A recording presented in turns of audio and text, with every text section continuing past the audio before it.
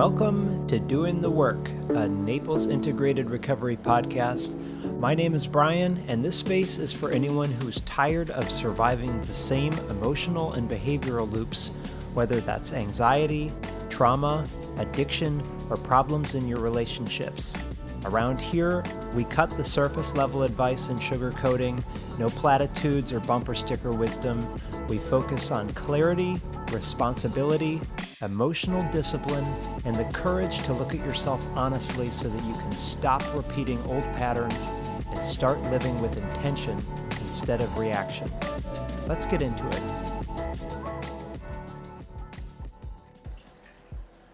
People pleasing is something that shows up a lot in therapy, and some people have an explanation for it. They can tell you exactly where it came from or the costs.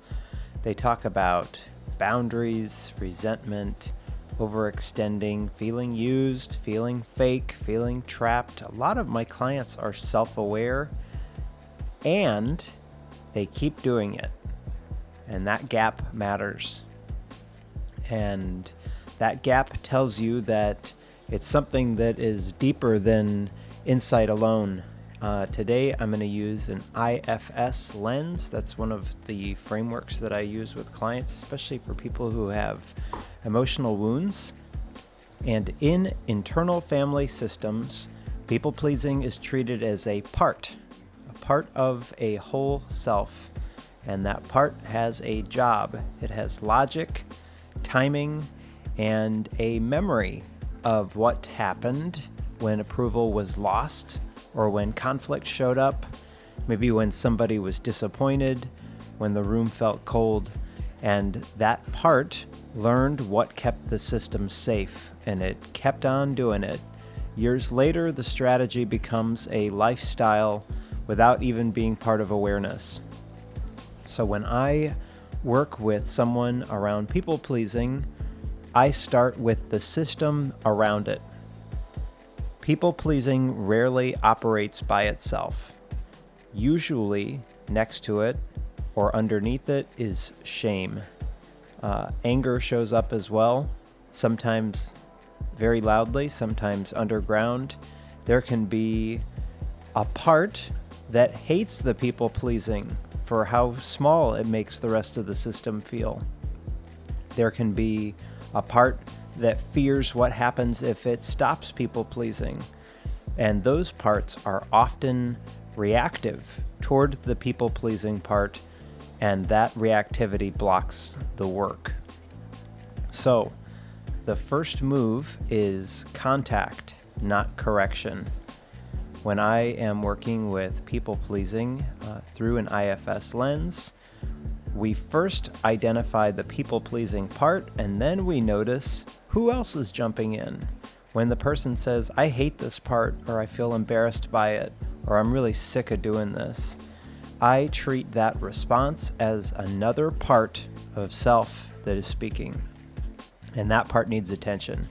If I push past it, then the system tightens. So if I try to work with the people-pleasing part while the system is full of other internal attacks, the session turns into a giant tug of war. IFS gives a simple question that functions as a compass. How do you feel towards this part right now? And then I listen for the quality behind the words. There's usually frustration, disgust, impatience, contempt, and shame. Man, no wonder people are self-medicating, right? With food or alcohol or pornography or whatever. All of those usually mean another protector is blended. And when that protector finally gets heard and gives some space, then something becomes possible. Self-energy shows up as a shift in the relationship. And it's less about the word and more about the state. You can just see it in the person's face, their shoulders, their breathing, the pace of their sentences. There's no more space between the reactions. Their voice changes, the body opens up, and they start relating to that part instead of trying to win against it. Sometimes it shows up as sadness for how long a protective part, has been working.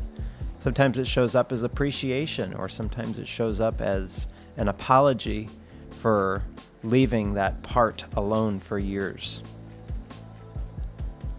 Self-energy changes the system. Parts that were braced for impact or for something to go wrong can start to soften, and the shame part can stop flaring. The angry part can stop pushing. The people-pleasing part senses contact without threat, and then when that happens, we can actually learn what it's protecting and what it's afraid would happen if it stepped back. Trauma shapes our access to that self-energy, and the more trauma, the more emotional wounds, the more crowded the internal space can feel at first, because protective parts take up a lot of room in the system because they had to. So I don't expect somebody with a heavy history to drop into self-energy the first time that I meet with them, especially if their internal system has been organized by protective parts that are all at war with each other. That kind of expectation creates pressure, and then pressure creates more protection. So I track access points. Where does this person already experience steadiness or openness in their life? Sometimes it's in movement, sometimes it is in creativity or art, or when they spend time in nature, or sometimes it's just brief when a protective part relaxes in a session, and those moments can become reference points that we use and build from. And in all of this, I'm tracking my own internal state too, because when I sense self-energy from a client, I reference that in myself. I also slow down, and I let confidence be present without forcing anything else. And their parts notice that. They decide whether this process is safe enough to continue or not. People-pleasing parts are vigilant. They are scanning for disappointment, rejection, conflict, collapse, and they have learned how to keep the system connected by making themselves useful. But they step back when they sense that connection doesn't require all that BS performance. So this episode is going to walk through how I work with people-pleasing parts using IFS, how I handle that shame part and that angry part, and how self-energy can sometimes show up in real time, how trauma changes the pace, and I'll give you examples of what actually goes on in an IFS session with me. When I start working with a people-pleasing part, I assume that I'm stepping into a crowded internal room. Even if the client names people-pleasing as the focus, it's rarely the only part that's there. The system usually has opinions about it, and some parts are embarrassed by that people-pleasing part. Some are exhausted at how fake that part is. Some are angry about giving up control or reorganizing life around making other people happy. And those reactions are important, and so I address them early. I don't treat them as reactions or a commentary. I treat them also as different parts in the system with their own roles. When someone says, "I hate that I do this," or "I'm ashamed of how needy I am," I slow that down, and that response tells me another protector is blended. If I keep pushing forward toward the people-pleasing part while those other protective parts are active, then the system stays tense, and the person might intellectualize, but the internal pressure stays the same.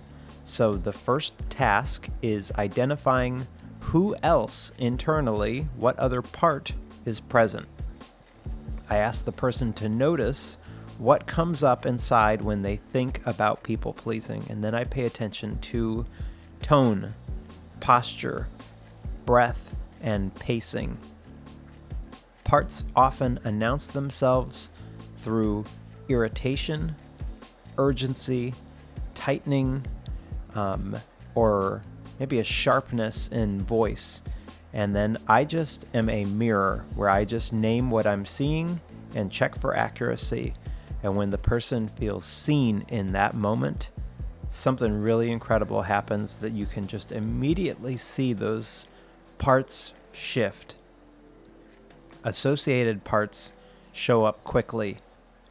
So for example, a people-pleasing part may have companions, one that carries shame about how excessive it feels, another maybe holding anger and wanting it gone. And those parts have usually been working for a long time, and they're not obstacles. They are responding to a system that feels stuck. So, as the clinician, I move towards these with curiosity. I acknowledge their reactions and I validate the strain that they have been under. And I let them know that they aren't in trouble for the way that they feel. That matters more than it sounds. I can't count how many adults I work with that once they can drop the protective parts and letting me know that they are a accomplished attorney or doctor or whatever else, every single one of us has childlike parts inside of us that they have not matured past the age of the injury. But it's seldom that we can access those parts or that people will allow access to those parts without trust first. And this is probably one of the most fulfilling parts of my work, is that I get to see the inner psyche of humans. And I'll tell you this, we are all the exact same. Different professions, different levels of insight, different levels of awareness, but we are all painfully similar underneath all of that, with how we have, most of us, been messed up by our parents. Most of us have at some point been hurt or wounded and are really longing for connection and to just be recognized as worthy. And I see it every day in the office. So a lot of my clients have parts that are used to being judged. And once I just approach them with curiosity instead of criticism, they soften nearly immediately. And once those parts feel heard, some of these protective parts or angry parts, the next thing that I do is I ask, okay, would that part be okay if we just ask for just a little bit of space? I don't demand it.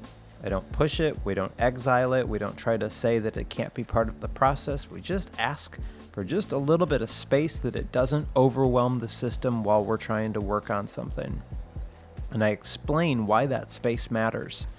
I let them know that giving space allows us to be able to work with the people-pleasing part in a way that could reduce the load for all of the other parts.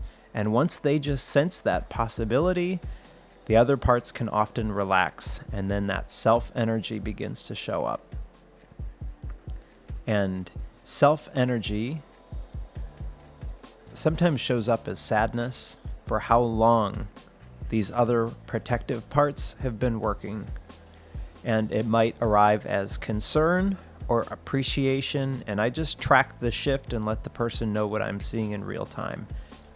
When I hear it, I invite the person to send that energy toward the parts that have been carrying so much for so long. And that contact, this is all an internal job. It's very fascinating to watch and truly incredibly rewarding to be part of. I watch how that contact changes the tone of their internal system.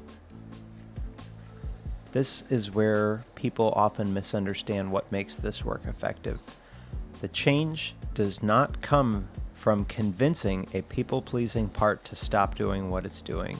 The change comes from altering the relationship inside the system. That's why it's internal family systems. When the shame part feels acknowledged, it doesn't need to press so hard. And when the angry part feels respected, then it doesn't need to attack or be louder. And when the people-pleasing part senses understanding instead of threat, it becomes more available. As the system settles, the internal space expands, and the parts that were tightly focused on managing the people-pleasing begin to step back. They don't disappear, they relocate. Sometimes they move to an image that represents rest or distance, or sometimes they describe a physical sense of what's happening.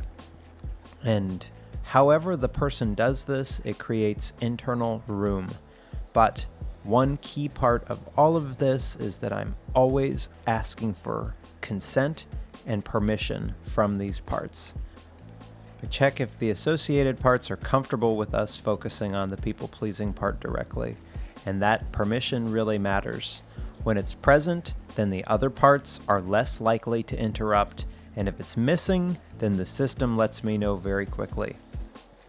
Trauma influences the pace of all of this, because in systems that are shaped by trauma, it no longer has to carry the responsibility of keeping everything stable by itself. That shift sets the stage for the next phase of work, where we begin to understand the people-pleasing part and what it is protecting and what it's afraid would happen if something were to change. Once the system around this people-pleasing part has some stability, that all of these other parts are named and that we have their consent to work with what's actually present, then the work turns toward access. This is where some people become discouraged because they expect a real clean shift into self-energy once these other parts step back, and that expectation alone creates pressure, and then pressure brings the protective parts back online again. So, self-energy is not something that I try to produce in a session. I just watch for it and I listen and I notice when it shows up on its own when the other parts have settled. Trauma makes all of this more challenging because if somebody has lived for a long time with unpredictability, neglect, intrusion, or threat, then their internal system is filled up and protectors take up a ton of space because they had to. In those systems, self-energy is present, but it's just so choked out by protective parts that it's just not accessible. It's not that it's absent. It isn't fractured or broken. It just doesn't have enough room to operate. When self-energy shows up, I just slow down. I don't capitalize on it by pushing forward. I let the whole system just experience it, and I let the person know to notice how they feel in their body. And I ask if the other parts around the people-pleasing part are aware. And sometimes they're curious, sometimes they're cautious. Either way, it becomes information. People-pleasing parts are highly attuned to connection because they learned how to track other people's needs, moods, and expectations. And that same sensitivity makes them very wary of any internal change. So if they step back, then they start to worry that something might collapse, that relationships might fray, or that conflict might surface. And this is where repairing the internal relationship matters. Self-energy becomes meaningful to the people-pleasing part when it experiences that contact and then it feels non-intrusive. So by this part, that usually kind of looks like concern, appreciation, sadness for how long some of these protective parts have been working. Sometimes the people will apologize to parts of themselves, like genuine apologies. Like they see this part and how hard it's been working, and those genuine apologies are really transformative, where this person has internal presence and it signals internal commitment, compassion for oneself. And this is how a person's internal system builds self-trust. And neuroscience gives language to part of this process. Trauma links a person's sense of trust to past threats. The body is reacting as if danger is still present. And when that happens, vigilance drives perception. The future and present narrow, and self-energy becomes harder to access because the system is oriented towards survival. But healing interrupts and uncouples these links, and as that happens gradually, protective parts relax, and the system gains access to a broader range of experience. That present moment becomes more available, and the body settles, and self-energy has more room to move. With that additional space to move and breathe, I pay close attention to how empathy and compassion are part of this system. It shapes whether parts feel flooded or supported, and whether the work is sustainable or overwhelming for the person. So I'm going to move into unblending, because empathy shows up and then the person feels something that the part feels.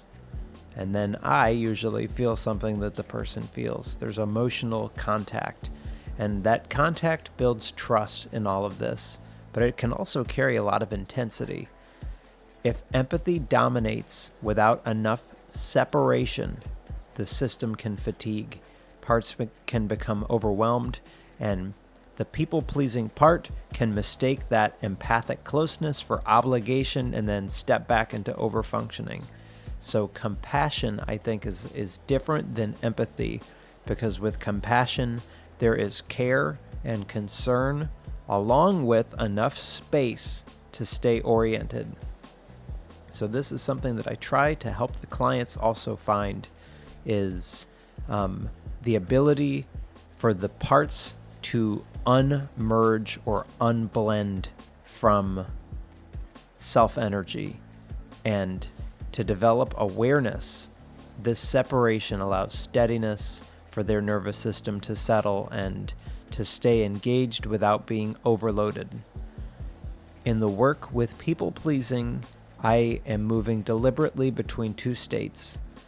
Empathy helps these parts feel understood, but then compassion helps the parts stay regulated while they still share what they are carrying. And I'm watching closely for signs that the system is tipping towards overwhelm. This is one thing that AI cannot do. You need another human being for co-regulation, for monitoring what's going on with the body, with breath, speech, and cues that say that either I need to slow down or maybe give some space or anything like that. And I also help the client then learn how to track this internally for themselves, that when they feel frustration for the people-pleasing part, that frustration is another part. This is probably getting really complicated. I imagine my mom right now scratching her head and saying, I'm a simple person, this is too complicated for me. Sometimes I explain trauma work that I do with her, and she's like, nope, it's just too much for me. It's too advanced for me. But so we have the people-pleasing part. Then there's another part that's frustrated at the people-pleasing part. And with that, I just pause. We acknowledge that frustration. We ask the frustration for some space. And then when that space opens, something else comes forward, usually relief, sadness, or concern, and those are signals that self-energy is becoming available again. So I stay attentive and I keep asking for consent from these parts through the whole process. And I check whether parts are comfortable with the work that we are doing. I ask if they are willing to share more, and I listen for hesitation, because hesitation comes from vigilance. Parts learned that moving too fast carries risk. So respecting that caution strengthens trust. I go at the speed that the clients want to go. People-pleasing parts often carry a belief that vigilance keeps everything intact. And when that belief is named and respected, then that part relaxes enough to just consider alternatives. That consideration doesn't require persuasion. It comes from a trusting relationship with the therapist and self-leadership or self-energy when that arrives. As compassion strengthens, the parts begin to experience collaboration, and they can sense that self is present and capable, and then they don't feel responsible for holding the system together. I try to model this as the therapist, because when I am grounded and present, the client notices, their parts notice, they track my steadiness, and they decide whether they are going to risk engagement. When I share confidence honestly, it signals reliability. Their nervous system picks that up, and that reliability supports their system's willingness to explore. Over time, the people-pleasing part can start to transform and become less rigid. It can become curious, and it starts to share what it has been protecting. Usually underneath this is fear of abandonment, fear of conflict, fear of being judged, or fear of being overwhelmed by other people's needs. And those fears make sense in context, and they deserve attention. As those fears come into awareness, the system continues to learn how to stay present. And empathy allows feelings to be acknowledged. Compassion keeps everything regulated. And self-energy comes and goes a little bit through repetition, and it becomes more accessible, it stays longer. And in this, the client learns how to repair internal relationships that trauma disrupted. It builds trust between self and parts, and it shows the people-pleasing part that connection doesn't require performance. This work is slow and patient, and it unfolds at the pace that the system and the person can tolerate. Each respectful internal interaction strengthens more and more of their capacity, and each moment of self-energy continues to reinforce their own internal safety. When people-pleasing begins to soften, the change usually does not show up immediately as different behavior. It shows up as more room inside. So something that I share a lot about on this podcast is capacity. And with that, there is space to notice a pull towards compliance without acting on things immediately. There's time to feel what comes up when approval feels uncertain. And that pause matters because it signals that the system is no longer operating under constant threat. This work doesn't remove the people-pleasing part. That part learned how to keep the system connected, and its skills still matter, but what changes is the burden that it carries, because it no longer has to manage everything alone. Other parts step into relationship with it. Self-energy stays present longer and more consistently, and over time, people notice that their internal world feels more collaborative. Shame has less authority. Anger becomes informative instead of overwhelming. Vigilance eases, and decisions feel grounded instead of reactive. With this, boundaries can emerge from clarity instead of defense. So, trauma shapes how long this takes. Systems had to learn early to stay alert, and sometimes the parts will test this process, and that testing is part of the work. Each moment of steady presence strengthens more internal trust. Each instance of respectful contact between the parts repairs internal splits that were created by overwhelming experiences. So, IFS offers a way to work with people-pleasing that honors why it exists in the first place. It focuses on the relationship rather than control. It builds capacity through contact, and it allows change to unfold without forcing it. So if you notice yourself in this, pay attention to where self-energy already shows up in your life. Notice any moments of steadiness, openness, or relief. Those moments aren't accidental. They are access points. They are giving the system a reference for something different. When people-pleasing loses its grip, life doesn't become conflict-free. What changes is how the system meets conflict, that there is more choice, that there is more presence, and that there is less urgency to disappear or overextend. And that shift comes from doing the work. Thanks for spending the time with me. If you found this episode helpful, please share it with somebody who may need to hear it. Be kind to yourself, be kind to others around you. Remember that we're all doing the best that we can with the tools that we currently have, and we are all capable of growing past them. If you'd like to reach out or connect, send me an email, brian@naplesintegratedrecovery.com. I hope to hear from you there. And in the meantime, thanks again for listening, and I'll see you on the next one.